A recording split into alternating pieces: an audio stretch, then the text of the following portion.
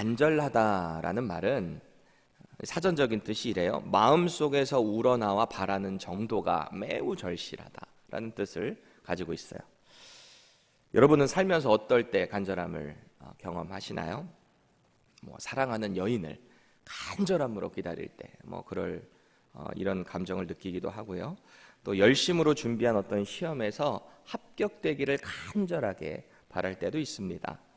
또 한국의 남자들 같은 경우는 또 군대의 전역을 기다리는 현역 군인의 그 간절함이 있고, 또 오늘 이렇게 새벽 기도에 나와서 하나님께 소원을 간구하는 그런 간절함 등이 있죠. 여러 가지 간절함을 우리는 경험할 수 있어요. 이 모든 것들이 다 마음속 깊은 곳에서 우러나오는 절실함입니다. 오늘 본문에 이 간절함을 가지고 있는 사람들이 소개되고 있어요. 이 사람들은 바울, 디도, 그리고 디도와 함께 고린도 교회에 이 연보의 그 직책을 맡아서 보내진 한 형제가 이 간절함을 가지고 있어요. 이 사람들의 간절함은 어떤 개인적인 안위와 어떤 안정을 위한 추구가 아니라 이 그리스도의 복음을 위해, 그리고 또 그리스도의 피값으로 세워진 교회를 위한 간절함이 이들에게 있다라는 거예요. 열심인 거죠. 오늘 말씀을 우리가 함께 묵상하면서 나의 간절함은 지금 어디에 집중되어 있는가 한번 돌아볼 수 있기를 바라요. 그리고 혹시 그 간절함이 이 은혜의 일, 하나님의 일, 복음의 일과 좀 무관한 것이라면 하나님께서 기뻐하시는 그 뜻으로 우리의 마음을 돌이킬 수 있기를 축복드립니다. 이 본문의 앞선 내용을 먼저 보면 바울은 이미 마게도냐 지역, 이 그리스를 봤을 때 북쪽 지역에 있는 이 마게도냐 교회들을 돌면서 특히 이 예루살렘 교회가 엄청난 기근으로 재정적인 어려움에 있었거든요. 그 교회를 돕기 위해 연보를 모아뒀어요. 헌금을 다 모아서 그것을 전달하는 일에 이 고린도 교회도 동참하기를 바라는 마음에 그런 헌금에 대한 이야기를 했죠. 여기서 연보라고 기록이 되어 있는데 연보의 뜻을 찾아봤어요. 한자 사전 뜻이 뭔가 보니까 버릴 연자에 도울 보입니다. 헌금이라고 하면 우리가 보통 하나님께, 구약의 개념은 하나님께 드린다는 개념이잖아요. 그런데 하나님께 버린다? 이 표현이 조금 불경건해 보일 수 있는데 다른 쪽에서 한번 생각을 해보니까 우리가 보통 버린다라고 하면 내가 다시는 이것을 내 것으로 여기지 않는다는 뜻이잖아요. 그런 의미에서 보게 되면 하나님께 나의 재물을 드렸기 때문에 이건 더 이상 내 것이 아니다라는 그런 의지적인 결단이 되기도 합니다. 또 도움이 필요한 이웃을 위해서 돕는 일에 과감히 나의 것을 줌을 통해서 더 이상 내 것이 아닌 거죠. 그런 의미로 보게 되면 이 버린다라는 표현이 헌금의 컨셉과도 좀 잘 맞는 것 같아요. 마게도냐 교회들이 이 일에 얼마나 열심으로 또 자원하는 마음으로 이 연보에 동참을 했던지 하나님이 부어주시는 은혜가 넘쳐났대요. 실제로 자기들이 살 여유도 없으면서 이 일에 힘에 넘치도록 동참을 했더니 하나님께서 부어주시는 기쁨이 넘쳐나는 거예요. 그래서 바울은 이 기쁨과 은혜의 일에 이런 영적으로 회복해가는 고린도 교회도 참여하기를 바랬던 거예요. 비록 지난 1년간 이 바울을 대적하는 그 세력 때문에 교회가 정신이 없고 여러 가지 경황이 없어서 이 일에 미비했지만 이 일이 고린도 교회를 다시 힘있게 세워줄 것을 믿었기 때문에, 분명한 열매와 기쁨이 있다는 것을 믿었기 때문에 동참하기 원하는 거죠. 그래서 물질을 모아서 전달하는 사역을 준비하고 있어요. 그리고 이 일을 담당할 수 있는 적임자들을 보냈어요. 그런데 바울은 이 일이 정말 민감한 부분인 것을 잘 알고 있어요. 보통 이 물질이 전달되고 혹은 그것이 모아지는 과정은 참 사람들의 마음도 집중될 수 있잖아요. 내가 드린 이 헌금이 과연 어디에 쓰이는가?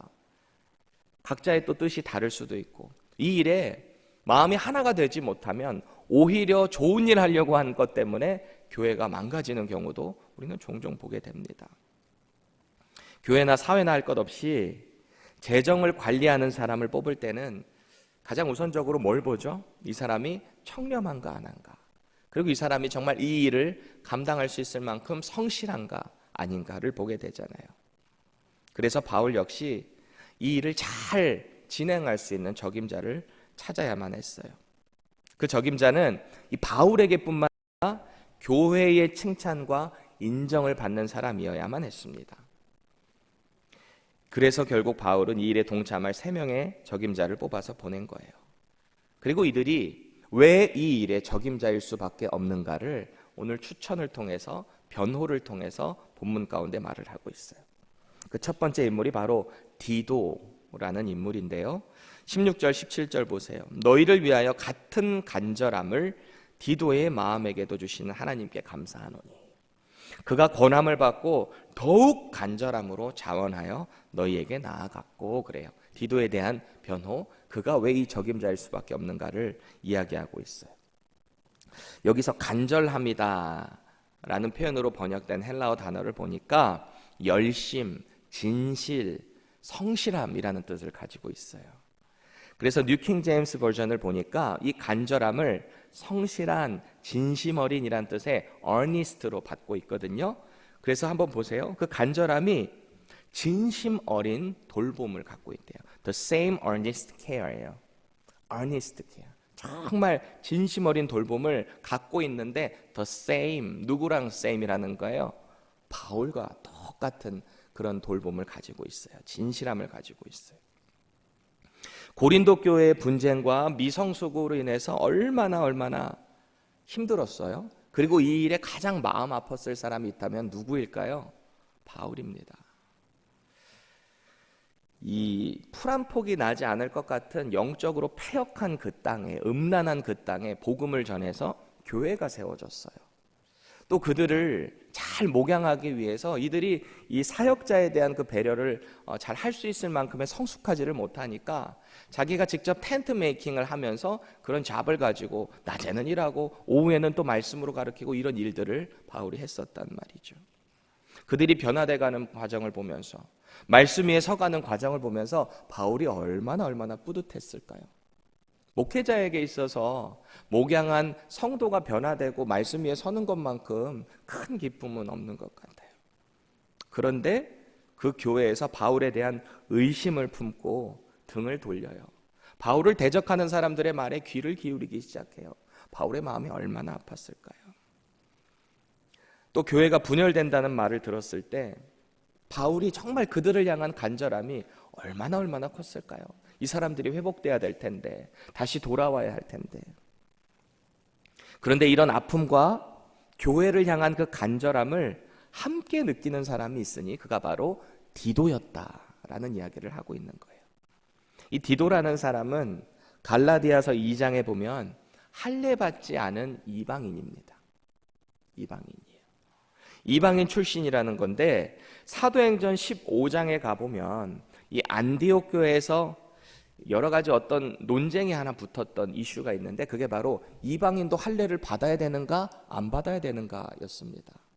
그래서 이 문제를 가지고 최초로 예루살렘 교회 회의가 열리는데 그때 바울과 바나바가 가는데 같이 동행했던 사람 중에 한 명이 디도입니다. 그를 데리고 갔어요. 바울이 고린도 교회를 성실하고 진심으로 섬겼듯이 이 디도 역시 그 간절함을 가지고 있는 그런 사람, 헬라인 중에 구원받은 그리스도인이 된 대표적인 사람 중에 한 명이 디도였다라는 거죠. 그런데 그 간절한 마음이 어디에서부터 왔는가? 오늘 본문 뭐라고 얘기하고 있죠? 바로 하나님께로부터 왔다라는 이야기를 하고 있어요. 우리가 교회를 섬길 때 신실하고 또 진실하게 섬기는데 이것이 정말 중요해요. 영혼을 대할 때 진심으로 대하는 것. 내가 이 사람을 섬기는 것이 정말 어떤 가식적으로 하는 것인지 아니면 내가 직책을 어떤 맡아서 하는 것인지 이것보다 훨씬 나아가서 정말 진심으로 하나님께서 주시는 마음으로 그 일을 하게 되면 반드시 열매가 있는 거예요. 어떤 의지적으로 하는 것은 어느 정도는 할 수 있어요. 근데 그것이 절대 지속되기는 어려운 것 같아요. 하나님이 주시는 마음으로 그 일을 하게 되면 비록 힘들고 내가 손해보는 것 같아도 하나님께서 반드시 열매를 주시는 것 같아요. 무엇보다 가장 큰 어드밴티지가 있다면 우리 마음에 기쁨이 넘칩니다. 저와 여러분들의 사역 가운데 이 기쁨이 넘치기를 축복드립니다. 그리고 또 이런 사람들이 간절한 마음을 가지고 진심 어린 성실한 마음을 가지고 일하는 사람들과 동역을 한다? 얼마나 행복할까요? 저와 여러분들에게, 그리고 우리가 섬기는 교회에, 각자 목장에 이런 일꾼들로 가득 찰 수 있기를 축복드립니다. 이제 디도와 함께 보낸 또 다른 형제에 대한 변호의 내용이에요. 18절 보세요. 이 형제는 복음으로 온 교회의 칭찬을 받는 자다라는 거예요. 바울은 이 형제 이름을 밝히질 않아요. 이유가 있겠죠. 너무나 유명한 사람이어서 굳이 말을 안 해도 될 수도 있을 거고, 아니면 그렇게 이름까지 언급을 할 필요가 없을 수도 있어요. 그런데 중요한 건 이 형제는 그리스도의 복음을 전하는 데 있어서 모든 교회에서 칭찬을 받는 자래요. 이 칭찬을 받는다는 말은 성도와의 관계에 있어서도 온전했다라는 거잖아요. 칭찬을 누군가가 나를 좋게 보고 하는 거잖아요. 여러분 잘 생각해 보세요. 전도는 잘하는데 교회 안에서 성도들 간의 관계가 좋지 않은 사람들 있죠. 그런 분들이 종종 있어요. 이런 분들은 자칫하면 전도하는 자신의 행위 자체가 자랑거리가 될 수 있는 위험이 있습니다. 전도를 통해 복음이 선포되기는 하지만 여러분들 정말 우리가 꼭 기억해야 될 것은 우리가 전도하기 전에 앞서서 우리의 삶을 좀 돌아볼 필요가 있어요. 전도를 받는 사람들은 우리의 삶의 태도 혹은 우리의 모습을 먼저 본다라는 사실을 꼭 기억해야 됩니다. 그래서 공동체 안에서 칭찬받는 저와 여러분들 되시기를 축복드립니다. 성경에서 칭찬받는 자 하면 사도행전 6장에 나오는 예루살렘 교회의 7 집사님들 떠오르죠. 이들의 뽑는 자격 조건이 뭐였을까요? 사도행전 6장 3절 보세요. 형제들아 너희 가운데서 성령과 지혜가 충만하여 칭찬받는 사람 7을 택하라. 우리가 이 일을 그들에게 맡기고 그래요. 물론 예수님과 동고동락하면서 그 복음의 일을 같이 봐야 되는 건 기본적인 거고, 그거와 더불어 성령과 지혜가 충만해야 되는 사람, 그래서 관계 공동체 가운데서 칭찬받는 7사람을 택하래요. 그래서 이 일을 그들에게 맡긴다는데, 그 일이 뭐냐면 이 교회 안에서 구제하고 사람들에게 도움을 주고 행정적인 일을 맡게 하는 전문가들을 뽑았던 거죠. 이들이 얼마나 성령 충만했던지, 이들은 원래 이런 행정적인 업무를 전담하는 사람들이었어요. 고아와 과부를 접대하고 그들에게 행정적인 일을 하는 사람인데, 이 집사님들이 하는 일들이 이 재정적인 일에, 이 행정적인 일에 제한되지 않았어요. 스데반 집사님은 유대인에 속하지 않은 자유인들이 모인 회당에 가서 열정적으로 복음으로 변론하고 논쟁을 벌였던 사람이에요. 복음 전하다가 돌에 맞아 죽은 순교한 그런 집사님이잖아요. 빌립 집사님 역시 그래요. 성령님의 명령하심을 받아서 에티오피아 내시에게 가서 복음의 말씀을 전하고 그 사람에게 침례까지 베푸는 모습 보잖아요. 오늘 디도와 함께하는 이 형제, 또 다른 형제는 19절 보세요. 여러 교회의 택함을 받아 우리가 맡은 은혜의 일로 우리와 동행하는 자라라는 거예요. 이 형제는 예루살렘 교회를 돕기 위한 연보를 모금해서 전달하는 이 은혜의 일을 위해서 여러 교회의 공식적인 투표를 통해 통과된 사람이다, 검증된 사람이다 라고 말하고 있어요.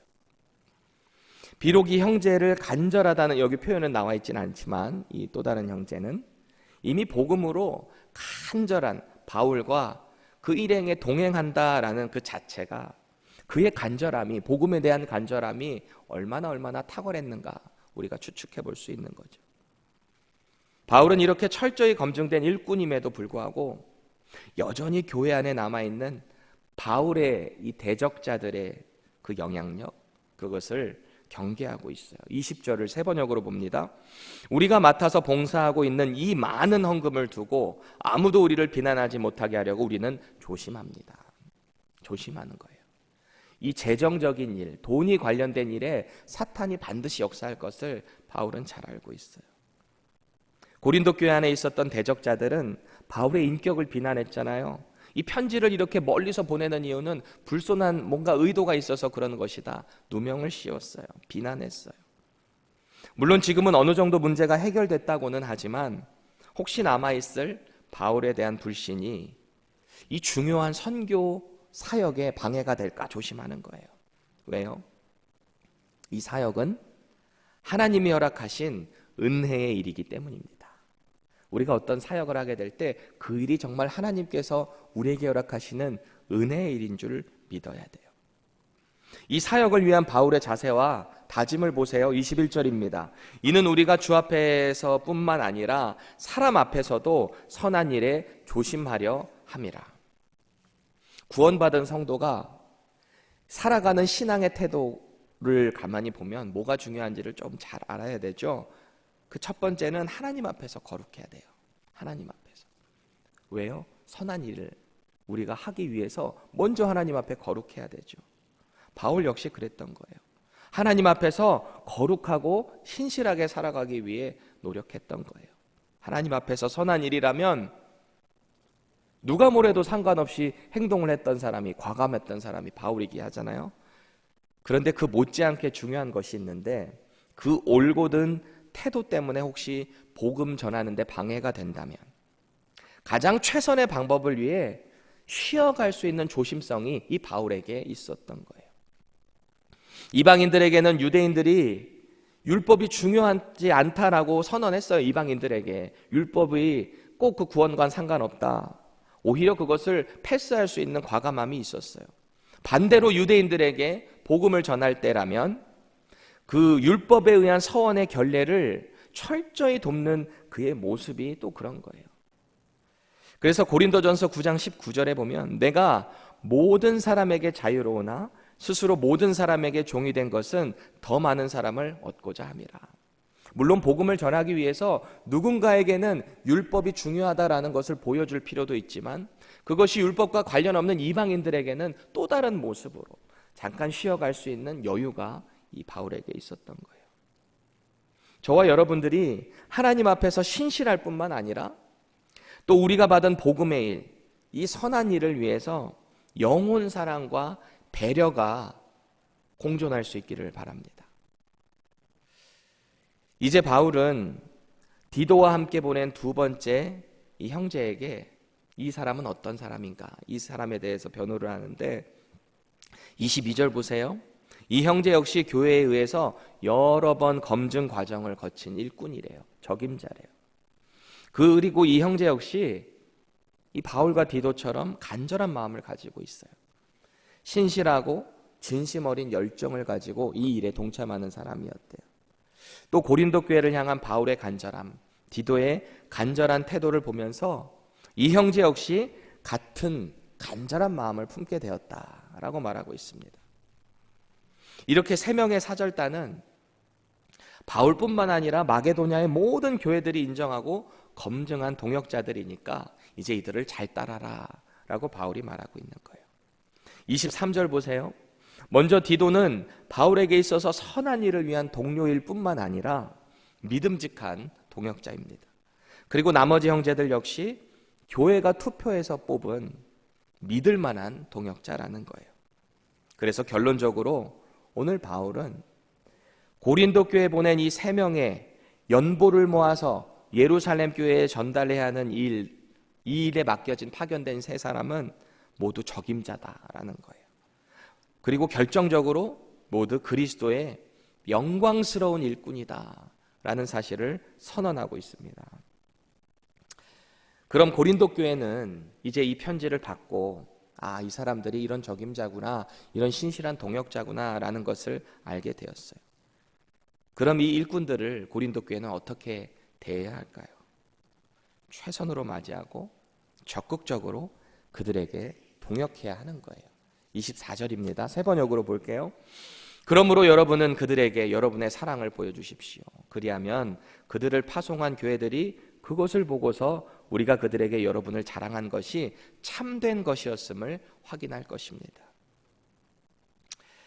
우리는 성경 봉독 끝날 때마다 이는 살아계신 하나님의 말씀입니다. 거기에 우리는 아멘이라고 고백하고 있죠. 왜 그런 거죠? 이 모든 말씀이 살아계신 하나님의 명령이고 우리에게 주시는 말씀이다라는 거죠. 우리는 자신에게 물어야 합니다. 우리는 오늘 본문을 이렇게 보면서 나는 복음의 일, 이 은혜의 일을 위해서 얼마만큼의 간절함을 가지고 있는가? 나는 과연 이 세 사람을 보면서 이들의 준하는 간절함을 가지고 있는가 생각해 봐야 돼요. 나는 교회가 중요한 사역을 맡길 만한 칭찬받는 사람인가 생각해 볼 필요가 있어요. 오늘 바울은 이 간절함으로 주의 일에 힘쓰는 자를 교회의 일꾼이며 그리스도의 영광이다 라고 선언하고 있어요. 저와 여러분들에게 이 은혜의 일을 위한 같은 간절함이 있기를 축복드립니다. 그리고 이 같은 간절함을 가지고 하나님께서 우리에게 맡겨주신 사명, 교회 안에서의 어떤 직분 혹은 은사, 그것을 열심히 또 진심 어리게 사용할 수 있기를 축복드려요. 그리고 교회뿐만 아니라 우리가 교회 밖에 나가서 우리가 각자 속한 삶의 영역 가운데서 이 간절함으로 하나님의 영광이 되는 저와 여러분들 되시기를 축복드립니다. 기도하겠습니다. 하나님, 예수님의 그 보혈에 은혜에 힘입어서 우리가 하나님의 자녀가 되고 또 이 복음의 일꾼으로 우리에게 동역할 수 있는 기회를, 은혜를 허락하시니 감사합니다. 아버지 하나님, 우리에게 이 간절한 은혜가 날마다 사모될 수 있게 하시고 진심 어린 마음에서 죽어가는 영혼들을 돌보게 하시며 우리 교회 공동체 안에서 또 우리 각자가 속한 삶의 영역 가운데서 하나님의 영광이 되는, 그리스도의 영광이 되는 그런 복된 삶이 될 수 있도록 우리에게 은혜를 더하여 주시옵소서. 예수님의 이름으로 기도합니다.